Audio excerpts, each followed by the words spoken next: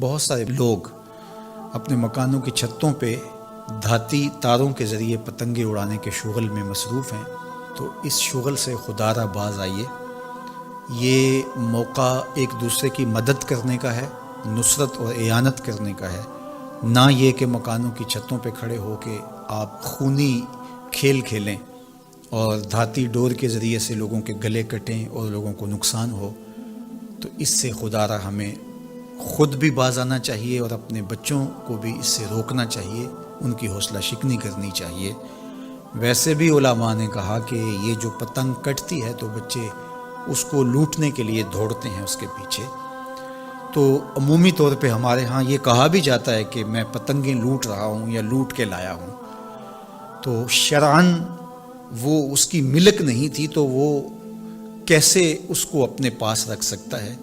تو یہ ایسا گناہ ہے جس کو گناہ نہیں سمجھا جاتا، اور بچپن میں معصوم ذہن پر لوٹ مار کا تصور اس سے ابھرتا ہے، اور آج وہ پتنگ لوٹ کے لایا ہے تو کل بڑا ہو کے بڑا لٹیرا بنے گا۔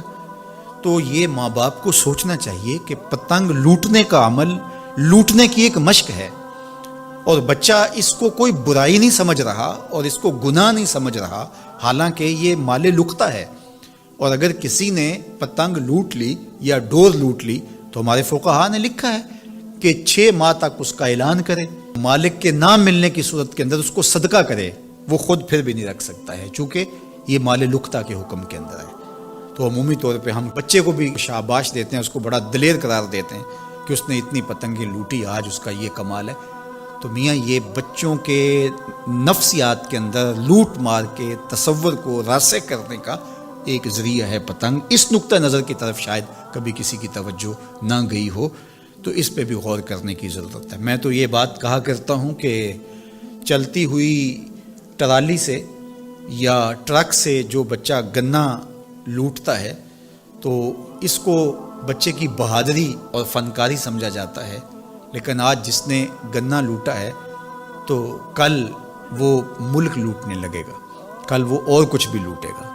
تو یہ چونکہ جب برائیاں شروع ہوتی ہیں تو بڑے پیمانے سے شروع نہیں ہوتی، چھوٹے پیمانے سے شروع ہوتی ہیں۔ تو پتنگ لوٹنے کا تصور لوٹ مار کی طرف لے جانے والا ہے، اور دوسرا یہ قاتل ڈور کتنے لوگوں کی زندگی کا چراغ بجھا دیتی ہے، اور کیا گزرتی ہے ان ماں باپ کے اوپر جن کا لخت جگر، جن کا بیٹا ان کے ہاتھوں کے اندر دم توڑ جاتا ہے اور گلا کٹ گیا ایک ڈور سے۔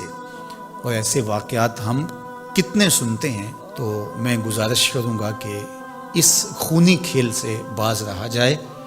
اخلاقیات بھی اجازت نہیں دیتے، ہمارا ملکی قانون بھی اس کی اجازت